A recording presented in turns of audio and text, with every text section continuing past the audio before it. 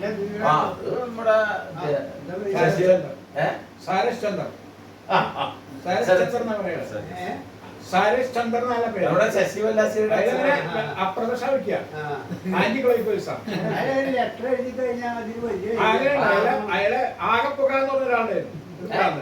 ആകെപ്പുക എന്ത് ചെയ്തില്ല ആകെപ്പുക ഇവിടെ ആകെപ്പുകയാണെന്ന് പറയും. അങ്ങനെ അപ്പൊ ഇയാള് എഴുതി എന്ത് ചെയ്തു, ഇയാളുടെ വാർദ്ധീകാല പെൻഷൻ ഉണ്ടായിരുന്നു, അത് നിർത്തി ഇവര്. ഇവർക്കൊന്നും ഒരു സ്ഥിര അഡ്രസ് ഇല്ലല്ലോ, ഏതാളുടെ കെയർ ഓഫ് അഡ്രസ് കൊടുക്കും.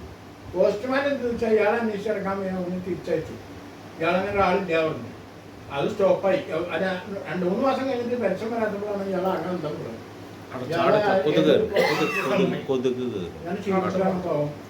ഇയാൾ അറിഞ്ഞു. ഇയാൾ പോയിട്ട് ഈ ശാരചന്ദ്രനോട് പറഞ്ഞു. ഈ ശാരചന്ദ്രൻ ശരത്ചന്ദ്രനല്ല, ശരത് ചന്ദ്രനല്ല, ശാരസ് ചന്ദ്രൻ എന്നാ പറയാ. ഇയാളൊരു വെള്ളക്കടലാസില് ഇംഗ്ലീഷില് ഗവൺമെന്റ് പ്രസിഡന്റ് ഓഫ് ഇന്ത്യക്ക് ഒറ്റ കത്ത്. അങ്ങനെ ഗുരുവായൂര് ഇങ്ങനെ ഒരാളുണ്ട്, കോഴിനാര് എന്താ പേരുള്ള അയാളെ ഇത് മനഃപൂർവ്വം സെൻട്രൽ ഗവൺമെന്റ് ഉദ്യോഗസ്ഥന്മാരുടെ ഇത് പാകപ്പുഴ കൊണ്ട് നിർത്തി വെച്ചിരിക്കുകയാണ്. ആ പാവം പട്ടിണി എടുക്കുകയാണ്. അതുകൊണ്ട് ഈ കാര്യത്തിൽ ഉടനെ ഒരു ശക്ത നടപടി വേണമെന്ന് പറഞ്ഞിട്ട് ഇയാൾ ഇംഗ്ലീഷിൽ ഒരു കത്ത് വെച്ചു. 3-ാം ദിവസം എൻക്വയറി വന്നു. ആളെ ചോദ്യത്തെ അപ്പം വിളിച്ച എൻക്വയറി നോക്കിയപ്പോൾ ഇയാൾക്ക് പിന്നെ എടുത്തു കൊടുത്തു. അങ്ങനെയാണ് പേരെടുത്ത്. പിന്നെ ഇയാളിങ്ങനെ ഇതായി. അപ്പോൾ ഒരു ദിവസം ഒരു നേരം പോകുന്നതായി. നമ്മുടെ ഇവിടെ അകമ്പടിയുടെ അമ്മ കിടക്കുക. അകമ്പടിയുടെ അമ്മ സീരിയസ് ആയിട്ട് ദേവസ്വം ആസ്പത്രിയിൽ കിടക്കുക. ദേവസ്വം ആസ്പത്രിയിൽ കിടക്കുമ്പോൾ ഡോക്ടർ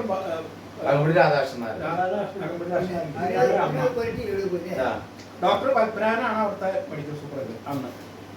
അപ്പൊ ആദ്യമൊക്കെ ഡോക്ടർ വലിയ ബഹുമാനമായിരുന്നു. ഇയാളുടെ അമ്മ അവിടുന്നാണ് മരിച്ചു. മരിക്കുക എന്തോ ഉണ്ടായി, സീരിയസ് എന്തോ ശ്രദ്ധിച്ചില്ല. ഇയാള് അകമ്പടി ഭയങ്കര ലഹളി. ഡോക്ടർ നോക്കണില്ല, ഡോക്ടറോട് ശ്രദ്ധയില്ല. കണ്ണി കണ്ടു ഈ കാശുള്ളവരെ മാത്രമേ ഡോക്ടർ നോക്കുള്ളൂ, മറ്റവരൊന്നും ഇല്ല പറഞ്ഞിട്ട് പിന്നെ വഴക്കായി. അതിന്റെ മുകളിൽ ലഹളി. ഇതിന് പറഞ്ഞു ഡോക്ടറെ പോകുമ്പോൾ ആശുപത്രി പോകുമ്പോൾ വണ്ടി തടഞ്ഞു. ഡോക്ടറെ കാറ് തടഞ്ഞിട്ട് ഇത് വെച്ചാൽ ഇതിലെ ഈ ആശുപത്രിയിലുള്ള മരുന്നുകളൊക്കെ ഡോക്ടർ വീട്ടിൽ കൊണ്ടുപോകണം നോക്കിയിട്ട് നമുക്ക് ഈ സാമ്പിൾ മരുന്ന് കിട്ടിയിട്ടുണ്ടാവുമല്ലോ ഡോക്ടർക്ക്. അതൊക്കെ ഡോക്ടർമാരാണ് എപ്പോഴും ഏത് അർദ്ധരാത്രി ആര് എന്ന് വിളിച്ചാലും വരും. അപ്പൊ എപ്പോഴും ഡോക്ടർമാരുടെ സൂട്ട് കേസിൽ കുറച്ച് മരുന്നുണ്ടാവും, അത്യാവശ്യം വേണ്ട മരുന്നുണ്ടാവും. അതൊക്കെ ഈ സാമ്പിള് ഇവര് കൊണ്ടുവരുന്ന പ്രശ്നം ചെയ്തിട്ട് കൊണ്ടുവരുന്ന ഫ്രീ ആയിട്ട് നോട്ട് ഫോർ സെയിൽസിനൊക്കെ ഈ മരുന്നുകളാ ആകെ ഇതാക്കി പ്രശ്നമാക്കി. എന്നിട്ട് പറഞ്ഞില്ല അവിടെ ഈ ഡോക്ടറെ ഇവിടുന്ന് മാറ്റണം എന്നായിരുന്നു. ദേവസ്വത്തിൽ പരിശീലനം നോക്കൂ. സത്രം ആളുടെ ഇവരങ്ങോട്ട് ദേവസ്വം സ്റ്റാഫാവുണ്ട്. അവിടെ ഇലക്ട്രിക്കൽ സെക്ഷന്റെ കീഴിലാണ് സത്ര ഹാള്. അല്ല അപ്പൊ അവിടെ താക്കോല് വാങ്ങി സത്ര ഹാളില് ഒരു പബ്ലിക് മീറ്റിംഗ് വെച്ചു. ആൾക്കാരെ അകമ്പടി. എന്നിട്ട് അവിടെ വെച്ചിട്ട് എല്ലാവരും ഈ ആവശ്യതാണ്. ഡോക്ടർ പത്മനാഭൻ അഴിമതിക്കാരനാണ്, അയാളെ ഇവിടുന്ന് മാറ്റണം. ദേവസ്വം അന്ന് ദേവസ്വം ഡെപ്യൂട്ടേഷന് ഒരു വർക്ക് ചെയ്യുക, ഗവൺമെന്റ് ഡോക്ടറാണ് അന്ന് ഡെപ്യൂട്ടേഷൻ വർക്ക് ചെയ്യണം, മാറ്റണം. ഇതാണ് കാര്യം. അപ്പൊ അതിന്റെ അധ്യക്ഷനായിട്ട് യോഗാധ്യക്ഷനായിട്ട് ഈ സരസ് ചന്ദ്രനാണ് വെച്ചത്. അപ്പൊ അങ്ങോട്ട് പറയണ്ടേ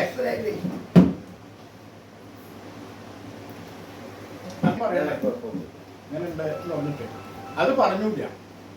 എന്നിട്ട് എന്താ ആവശ്യമുണ്ടോ അതിന്റെ ഈ ഇങ്ങോരോടെ വന്ന ഈ സരസ് ചന്ദ്രൻ ധരിച്ചത് അങ്ങൊരു ലേശം 95 വെച്ച് ലേശം ഇതുണ്ടായിരുന്നു. ഇങ്ങോരെ പറഞ്ഞു നമ്മുടെ അധ്യക്ഷൻ കാര്യങ്ങളൊക്കെ പറയുന്നു. ഇദ്ദേഹം മരിച്ചു എന്നൊക്കെ പറഞ്ഞു. അപ്പൊ ഇദ്ദേഹത്തിന്റെ ധാരണ എന്താ വെച്ചാൽ നേരെ മറിച്ച ഈ ഡോക്ടർ പത്മനാഭനെ ഇവിടുന്ന് ഗവൺമെന്റ് മാറ്റുകയാണ്. ഇത്രയും നല്ലൊരു ഡോക്ടർ ഇല്ല. അങ്ങനെ രാത്രി അർദ്ധരാത്രി ആര് വിളിച്ചാലും തരണം. അങ്ങനെ ഇവിടുന്ന് മാറ്റേണ്ട ഒരു പാവങ്ങളുടെ ഡോക്ടറാണ്. അങ്ങനെ എപ്പോഴും പാവങ്ങളുടെ പൈസയും കൂടി വാങ്ങാറില്ല. അങ്ങനെ ഒരാളെ ഇവിടുന്ന് മാറ്റുന്നത് ശരിയല്ല. അത് നമ്മളെല്ലാരും കൂടെ ഒന്നിച്ച് അവരെ എതിർക്കണം എന്നൊക്കെ പറഞ്ഞിട്ട് മൂപ്പരെ പ്രസംഗം തുടങ്ങി. അവസാനം നോക്കുമ്പോ എന്താ ഇയാൾ പറയേണ്ടത് എന്താ എന്നാണ് കാര്യം പറയണ്ടേ, അത് പറഞ്ഞില്ല. ഇയാൾക്ക് മനസ്സിലായില്ലേ. അങ്ങനെ ചില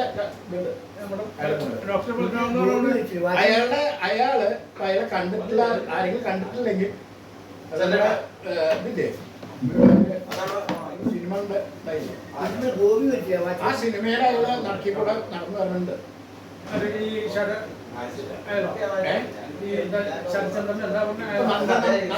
നന്ദനം എന്നുള്ള സിനിമ ഇല്ലേ, ആ നന്ദന സിനിമയില് നടക്കിക്കൂടെ ഇയാൾ നടന്നു വരുന്ന അമ്പലത്തിലായതുകൊണ്ട് അയാളിങ്ങനെ നടത്തിക്കൂടെ നടക്കുന്നത് ശശിയുടെ അച്ഛനാ. ശശി വല്ലാശ്ശേരിയുടെ അച്ഛൻ. അങ്ങോട്ട് കോട്ടയ്ക്കൽ രാജാസ് ഹൈസ്കൂളില് ക്ലാർക്കായിരുന്നു. നല്ല നല്ല പെരുമാനം ഇംഗ്ലീഷ് എല്ലാം അറിയാം. പക്ഷെ അയാൾ അന്ന് തമ്പുരാക്കന്മാരൊക്കെ അന്ന് മുണ്ടെടുത്തിട്ടാണ് സ്കൂളിൽ പോവുക. ഇന്നൊരു പാൻറ് ഇടും. അവർക്കത് ഇതായില്ല. എന്നിട്ട് അതിന്റെ മുകളിൽ ആക്ഷേപം അയാൾ അങ്ങനെ എടുത്തോട്ടാണ്. അങ്ങനെ ഇവിടെ വന്നിട്ട് അയാൾ മാനസികമായിട്ട് ഇതായിട്ട് ഇവിടെ വരുന്നു. കാരക്കാട്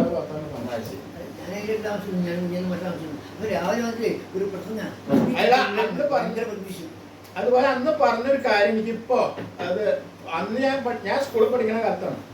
അന്ന് അയാൾ പറഞ്ഞു. അപ്പൊ അങ്ങനെ പറഞ്ഞു അയാളുടെ ഒരു സന്ദേശം. പക്ഷെ അയാൾ പറഞ്ഞ കാഴ്ചപ്പാട് അന്ന് അയാൾ പ്രാന്തനാണ് എന്ന് വിചാരിച്ചു. പക്ഷെ ഇന്നത് യാഥാർത്ഥ്യമായി. എന്താ സംഭവിച്ചാൽ അയാൾ പറഞ്ഞെന്താ വെച്ചാൽ 1ാം ക്ലാസ് മുതൽ 10ാം ക്ലാസ് വരെ വിദ്യാഭ്യാസം ഇവിടുത്തെ പൗരന്മാരുടെ അവകാശമാണ്.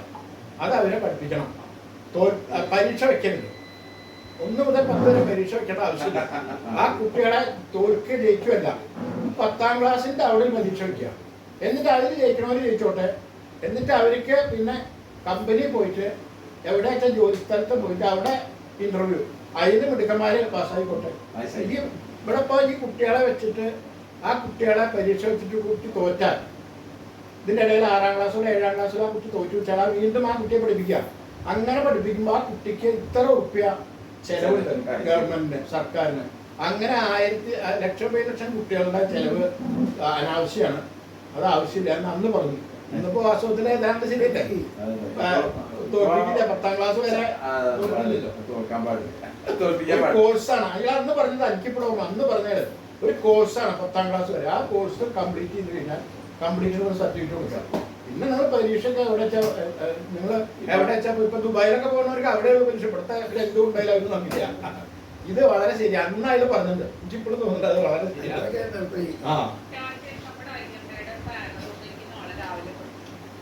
വാച്ച്മാൻ ഗോപി മരിച്ചിട്ട് അവിടെ അപ്പൊ കുഴപ്പമുണ്ടാക്കി.